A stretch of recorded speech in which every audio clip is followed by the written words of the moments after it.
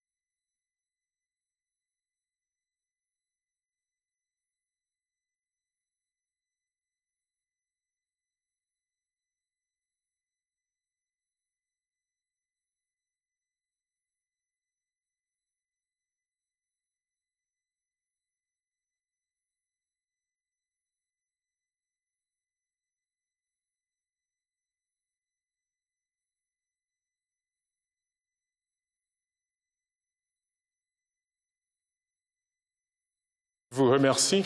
C'était un grand Canadien. Thank you. He was a great Canadian. The House will now proceed to tributes to our honourable colleague, the late Honourable Ed Broadbent. I will now give the floor to the honourable member for Burnaby South. Thank you very much, Mr. Speaker.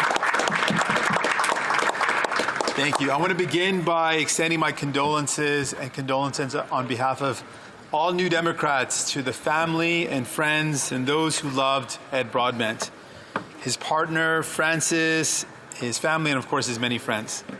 I also want to take a moment to thank the Prime Minister and the Canadian Heritage for yesterday's state funeral. It was a fitting tribute to Ed and his incredible life. And I want to thank everyone who helped to organize it and who participated, particularly the Broadbent Institute. I shared this story at the funeral, and I want to share it again. Every time I was at an event with Ed, and I could see him in the crowd, and I was speaking at that event, I would always take a moment to invite people to applaud the legendary Ed Broadbent. I'm not sure he always wanted that type of attention, but I did it anyway. And I also took a moment to say, looking Ed right in the eyes, I would always say, Ed, you're who I want to be when I grow up. And Ed, as a very generous and compassionate person, would laugh as if it was the first time I had said that. And initially, it was maybe a bit tongue-in-cheek. And every time I said it, I meant it more and more. And I wish and I hope Ed knew how much I meant that. And the reason why I meant that I want to be Ed when I grow up, if you look at Ed's life, Ed spent his life in public service. He committed his life to a clear vision of building a fairer, more equitable world. And he believed in that vision with his entire heart, and he dedicated his life to that vision. If you look at what he did, Mr. Speaker, he was elected as a member of Parliament from the auto worker town of Oshawa by a huge margin of 15 votes. And when he won, he went on to run for leadership and won as leader, and then served for almost a decade and a half as a leader of the party.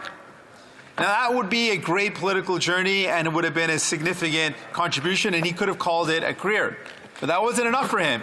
After having served as leader and retiring, many years later, he was asked to run again. And folks in this House will understand what that's like, to be the previous leader and to be asked to run again, and he agreed under Jack Layton to run again, and he won his seat in Ottawa Centre as a member of Parliament once again. Then when he finally took his retirement, again, one would say he has done his service. He has fought for working class people the way he wanted to.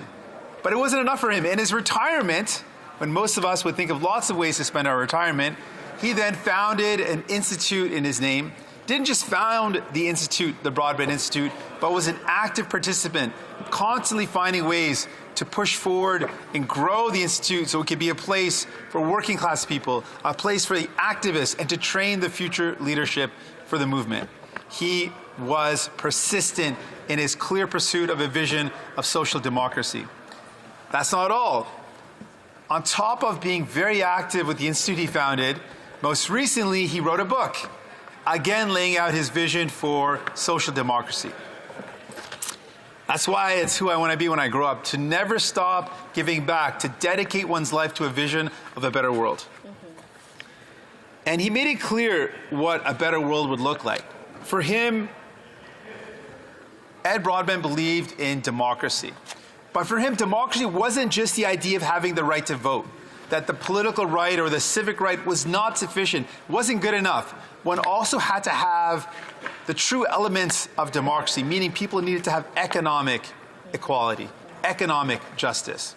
What that meant is you needed to have the right to vote, but also be able to earn a good living, to be able to have a safe place to call home, to be able to get to and from the polling station in safety, and to be able to participate meaningfully in society. He was a true believer of democracy in all of its elements. He also made it clear that he was not satisfied with New Democrats just being the conscience of Parliament. He made it absolutely clear he wanted to be Prime Minister. He believed we needed to use our power in this place to make life better for working people. Ed Broadbent croyait qu'il fallait. Ed Broadbent believed that we needed to use the government's power to do good, to tackle those with power and protect the most vulnerable. He believed that Ottawa needed to work for people and not for billionaires. It wasn't enough for him to be the conscience of Parliament. He wanted to be Prime Minister. He didn't engage in false debates where it was a choice between respecting one's principles and winning an election. He thought that it was possible to do both things. In fact, the only way to win was to show Canadians a political platform based on principles that put their interests in top priority. We see that we can continue his work. He had the belief that Canada could and should do better. He left behind. Back in 1989, in this very chamber, older chamber, but the same principle, he put forward a motion 35 years ago almost to rid Canada of child poverty. At the time, nearly 1 million kids in our country were suffering child poverty. And he thought in a country as rich as ours, that should not be the case. That was something he put forward, and it was voted on unanimously. And I think many people thought it was just a proposition or a value statement. But for Ed, he believed fundamentally that is the work of government, to make sure people are protected, to use the power we have to lift up the people around us. Now, sadly, there has been some advances, but then a lot have stepped back. And to this day, right now, there are still 1 million kids that are, according to many reports, living in poverty. UNICEF in 2021 put out a report that for the first time in 2021, the rate or the number of children in child poverty was actually increasing. This should give us some serious pause. And it really reminds us that the legacy of Ed Broadbent's work is that we must continue to fight hard. Another thing about Ed is that he would never have said that Canada is broken. He would say that Canada needs to do more and can do a lot more and must do more to lift up the people around us. He was committed to that. He believed in the power of persuasion. He believed that we should never stop listening to each other.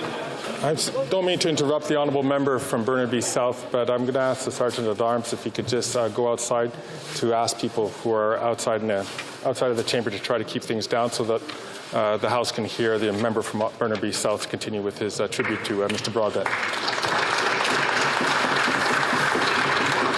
The honourable member from Burnaby South. Thank you very much. He fundamentally believed in the power of persuasion, that we could persuade to see the better way forward, that we should never stop listening to each other, even if we disagree.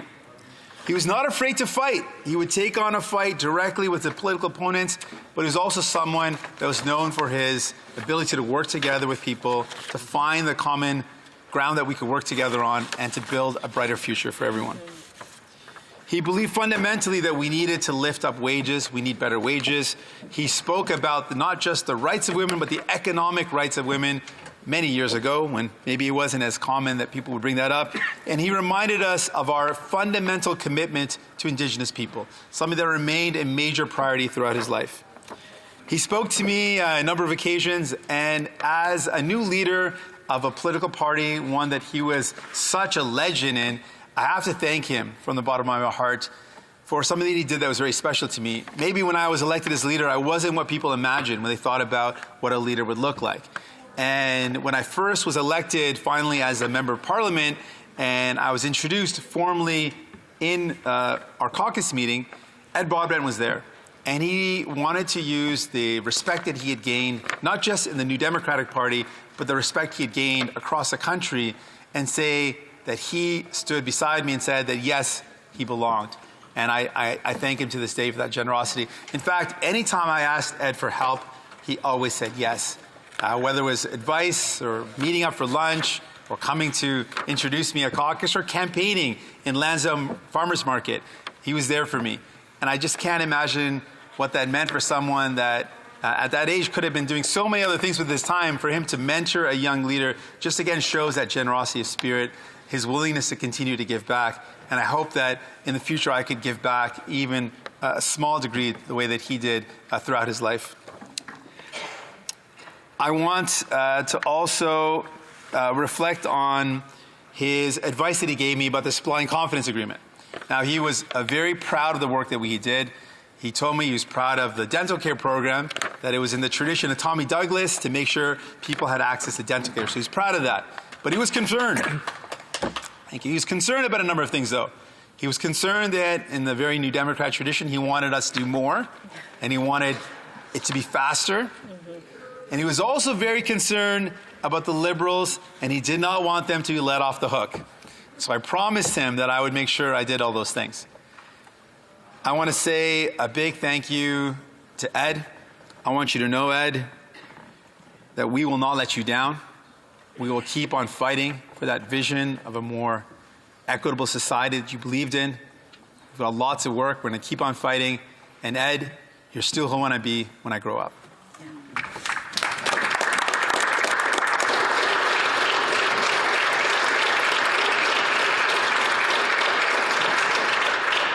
The Honourable Member for Beauséjour. Thank you, Mr. Speaker. House to pay tribute on behalf of the Government of Canada and the Liberal Caucus to an eminent Canadian who sadly left us earlier this month, the Honourable Ed Broadbent. On January 11th, Canada lost a man who, for decades, had been a fixture of our democratic life. For over half a century, he was one of Canada's most compassionate and respected voices. He has been at the epicenter of some of the most defining debates in modern Canadian history. Debates from repatriating the Constitution and enacting the Charter of Rights and Freedoms in the 1980s, to the national debate over free trade with the United States of America, to elevating the plight of children in poverty onto the national consciousness and tirelessly advocating for more ambition in putting an end to it, something that my honourable friend, the leader of the New Democratic Party, just referred to. He brought compassion and thoughtfulness to every debate. Il est né à Oshawa. He was born in Oshawa, Ontario in 1936, while Canada was still gripped by the poverty of the Great Depression. His parents called him John Edward Broadbent, but of course, we all knew him as Ed. This name reflected his behavior. He was completely without pretension. He treated others always with respect. This was a characteristic that was the heart of everything Ed Broadbent did as a young university student, as an MP, as leader of the federal New Democratic Party, as an advocate for human rights and democracy here in this House, but also throughout the world. Unlikely politician, but one whose determination and deeply rooted values propelled him to the forefront of our national conversations. In the 1968 federal election, after a stint in academia, he ran for the federal NDP in the then riding of Oshawa-Whitby.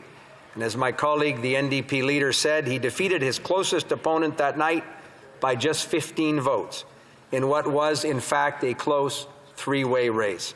That would mark the beginning of a remarkable career as a member of Parliament that would, in fact, stretch over decades. And in 1975, following an earlier unsuccessful attempt at the NDP leadership mantle, Mr. Broadbent was elected leader of his political party. His tenure at the helm would last 14 years, until 1989, and see him steer the party through 4 general elections. Au cours de cette période, Throughout that period, his passion would leave no one indifferent in the House. He led his troops by relentlessly putting his party's priorities on the political agenda. His incisive style during question period led to very dark discussions between him and the prime ministers that he questioned.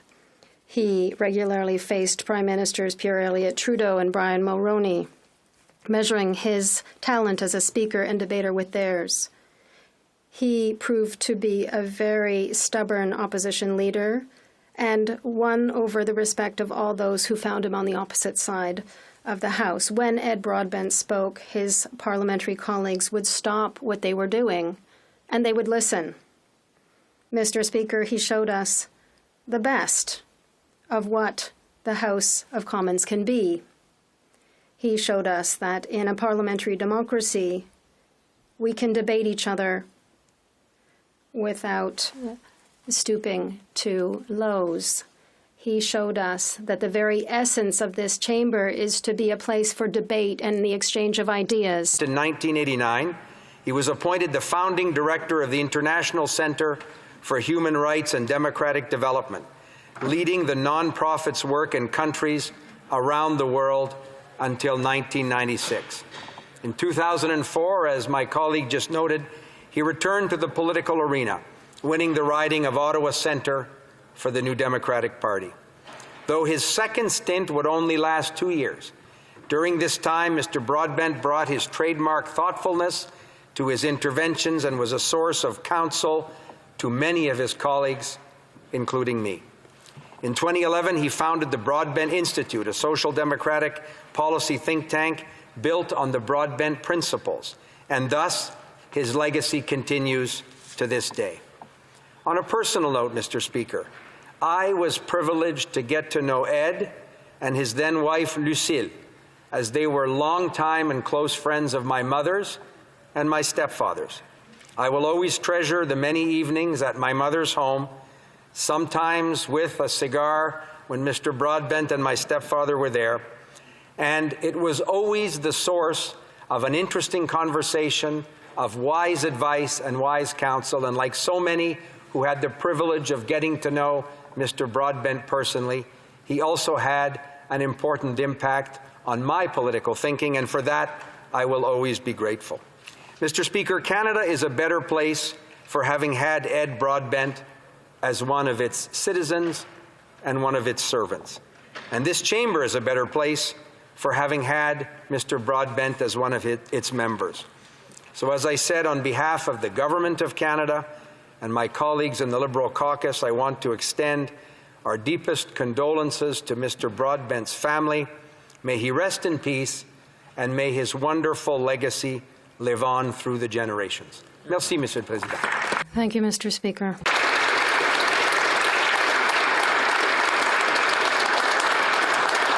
The honourable member from Oshawa. Mr. Speaker, on behalf of Oshawa's constituents and our Conservative caucus, I rise this afternoon to join members in paying tribute to one of my esteemed predecessors, the late Honourable Ed Broadbent, who served as a member for the riding of Oshawa-Whitby and Oshawa from 1968 to 1989.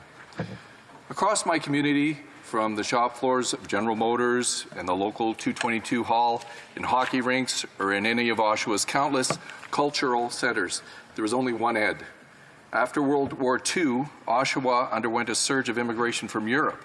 Though many may have struggled with their adopted tongue early on, most would learn instantly that recognize the name of Ed. In many cases, Ed was the first name they'd ever voted for in a democratic election. Ed was gifted, brilliant, and a clear thinker. He bore a sharp mind and a sharp wit. He was a scholar, philosopher, and a doting teacher. Ed was an icon within his beloved New Democratic family and a strong ally of Canada's unions.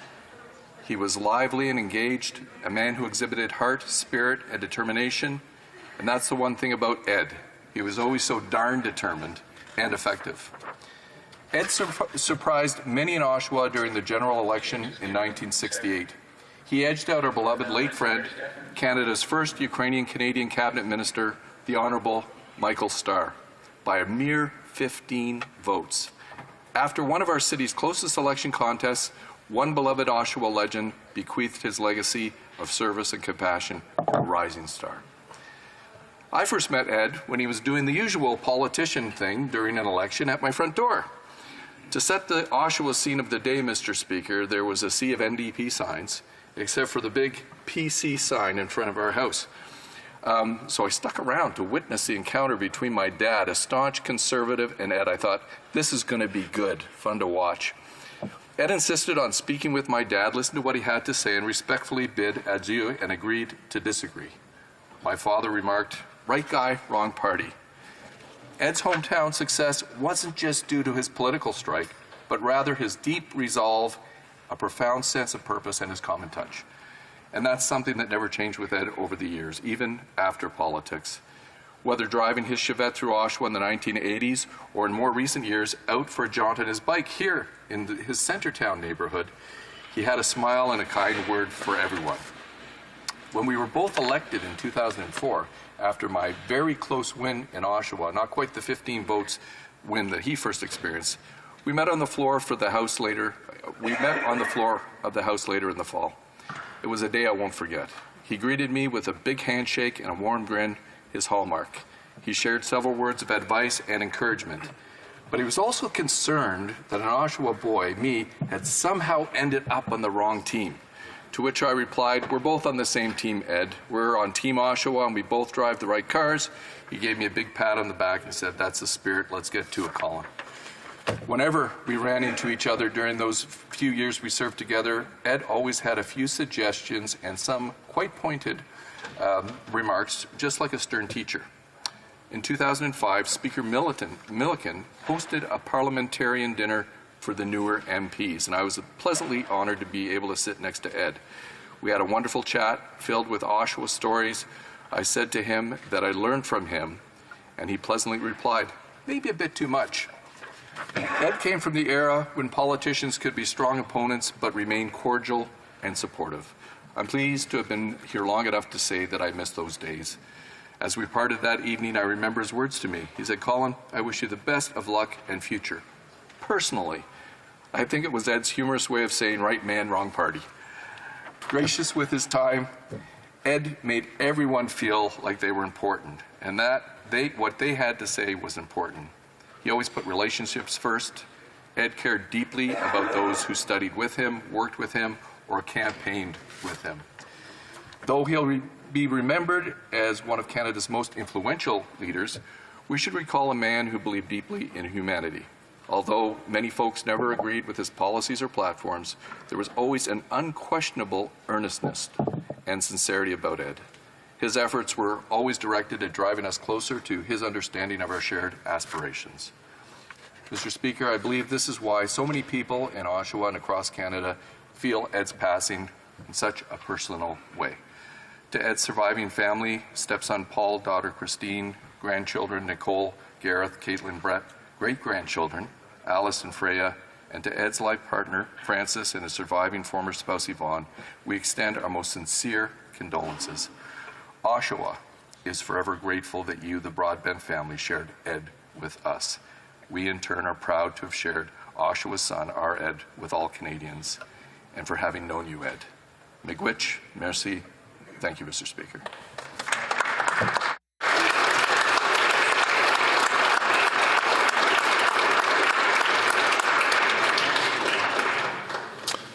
L'honorable député de Bé. The Honourable Member for Bécancour, Nicolet Sorel. Thank you, Mr. Speaker. On behalf of the Bloc Québécois, and as the Dean of this House, it is an honour to rise to celebrate the memory of Ed Broadbent, the third leader of the New Democratic Party, who passed away at the age of 87.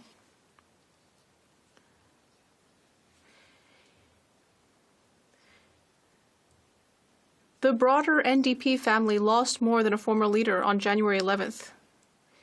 It lost the incarnation of a vision who, 35 years after being leader of the party,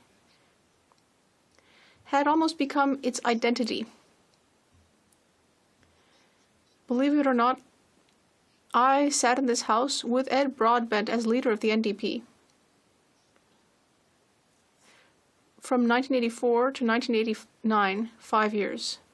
Just as I continued to have the honor to sit beside a caucus of 25 of his successors. His nickname was Honest Ed, and his influence has not disappeared over the years. Perhaps because he led the NDP from 1975 to 1989. That is the longest period in the history of the party. Over the 4 elections where he led, the party solidified its position in Ottawa and met with its greatest electoral success. His dynamic personality was part of his success. At the peak of his career, he was at the head of polls asking Canadians who their favorite politician was. It was his vision of a more egalitarian Canada that ultimately led to his influence lasting for decades. He was born in a working-class family in Oshawa, and then he was member for that same riding from 1968. His mission was to represent the working class and workers themselves on the federal political scene. He fought for democracy. A democracy that went beyond civil rights and included social and economic rights for everyone. A democracy where everyone would have a right to a life of dignity and a chance to realize their full potential. His vision of social justice played a key role in solidifying the relationship between his party and unions. His vision also enabled the NDP to move towards the left and to find more enthusiasm among Canadians. Ed was a remarkable parliamentarian. He had a rich vocabulary, an extremely strong critical thinking sense, and great talents as an orator. When he rose at question period, ministers trembled. Mr. Speaker, I would like to tell everyone an anecdote. Ed would always prepare his 2 questions very well and would express them very clearly. But at one point, during a major strike, he rose in the House with a very well-structured question for the responsible minister, for that file. Then the minister rose and said, I wish to inform the leader of the NDP that there has been an agreement and the strike has been settled for the past half hour. So everyone thought that Mr. Broadbent would have no way to move on to the next question. With great dignity, he rose and said the minister has done great work in this file and we should all applaud him. So he showed great dignity and saved face, and everyone was very impressed by his spontaneous and appropriate response to the situation. In 1988, for the first time in its history, the NDP, with the most popular leader in Canada at the time, became a credible option throughout Canada. However, the fact that Ed Broadbent was the most popular party leader in Canada did not lead to success throughout Canada. Ed Broadbent left the NDP as leader in 1989, but he only left as leader. He never left the NDP, nor did he leave politics. And in fact, he briefly came back to this House as an MP from 2004 to 2006. But it was mostly behind the scenes that he continued to support his party and political thinking throughout Canada. The most salient point of the second part of his career was certainly the fact that in 2011 he created the eponymous Broadbent Institute.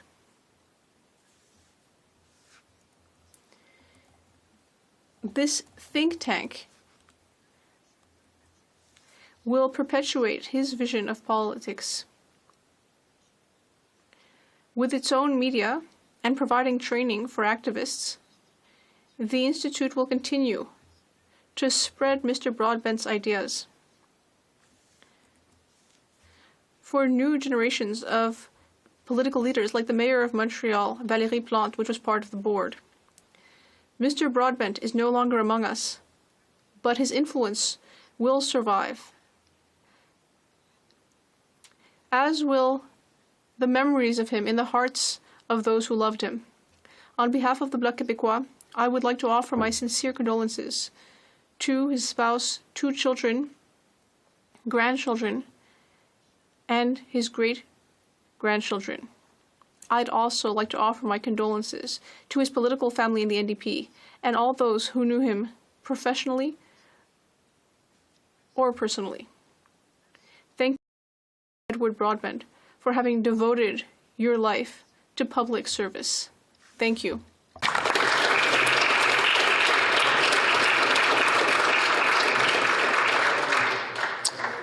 L'honorable député de Saanich Gulf Island. Thank you, Mr. Speaker. C'est un grand honneur pour moi de prendre la parole. It's a great honor for me to rise this afternoon to add my words to the extraordinary words of our colleague, the Dean of this House. Thank the strong words and memories shared from the honourable member from Beausejour. And particularly, I think I was moved by the honourable member from Oshawa for expressing so clearly that sense of what politics used to be like. At yesterday's state funeral, Brian Topp, in his address, referred to Ed Broadbent's time in politics as being a place where he continually displayed that you could disagree without being disagreeable. I had the honor to know Ed Broadbent before I got into politics. I didn't even join a political party till 2006. But I was kind of noisy from my role as an environmental activist. And quite often, I can remember times that Ed Broadbent and I got along fabulously well. Once I entered politics, we had the occasional moment where we disagreed. Famously, though, I never did get to debate Ed Broadbent in any leaders' debates. But in 1988, he actually referred to my resignation from the government of the day over a point of principle to rather make a point of the failures on some of the aspects of environmental policies. He put it to Brian Mulroney. I can tell you nothing quite alerts someone who's watching a long leaders debate like finding yourself mentioned by Ed Broadbent in the midst of the debate. I was deeply grateful then for his support for the stand I took. I'm grateful to this day. I reflected, first of all, I do want to say a thank you to the Prime Minister for the decision to have a state funeral. It isn't easily done. It's rare. But I think certainly the words from the honourable member from Burnaby South, we all appreciated the opportunity to share with Ed's family in expressing our deep sorrow at his loss and our gratitude for a life well lived. In the course of yesterday's funeral, I think it was Jonathan Sass, the co-writer of Ed's new book, who referred to Ed Broadbent's first speech in this place. I remember his last speech, and I went back and found it to see if I remembered it accurately. It was May 5th, 2005. And I recommend people who want to watch something wonderful. He was surrounded by so many other people I really love, watching it on YouTube. There was Bill Blakey, there was Alexa McDonough, and Ed Broadbent's last speech shared some advice that I think is worth repeating for all of us who remain working in this place. What Ed Broadbent talked about on May 5th, 2005, and it's been mentioned already that he served in this place on behalf of, as the member for Oshawa from 1968 till 1990, but came back in 2004 as the honourable member for Ottawa Centre. In his speech, he reflected on how many people had asked him in that interregnum between leaving the House of Commons in 1990 only to return 14 years later in 2004, did he see a difference? And he reflected in that speech on the decline, this will sound familiar, Mr. Speaker, the decline in decorum, the increasingly partisan nature of debate. Quote, he said, "I note the decline in the civility of debate." He said, May 5th, 2005, "If I were a high school teacher, I would not want to bring my students here anymore." He said, "There's a difference between personal remarks based on animosity and vigorous debate." And he urged the members of Parliament there present, and I think those words should extend to us here right now, to restore to our politic a civilized tone. And in closing, he turned to the words of the Universal Declaration of Human Rights to say that they apply in this place. And he read these words that we must, as the Universal Declaration of Human Rights says, recognize the inherent dignity and the equal and unalienable rights of all members of the human family, and that recognition of inherent rights is the foundation of freedom and justice and peace in this world. So in honor of Ed Broadbent, in honor of his legacy, and for all those parliamentarians who've served in the House of Commons before us and those who will follow after us, let us try to listen to our better angels, as Premier of Manitoba, the Honourable Wab Kinew, said yesterday. Let us listen to our better angels.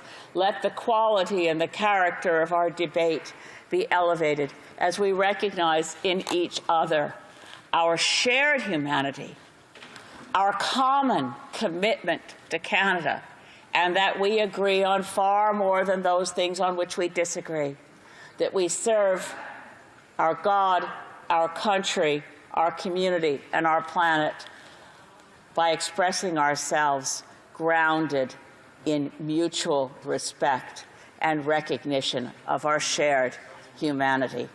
Thank you for your leadership, Ed Broadbent. May you rest in peace.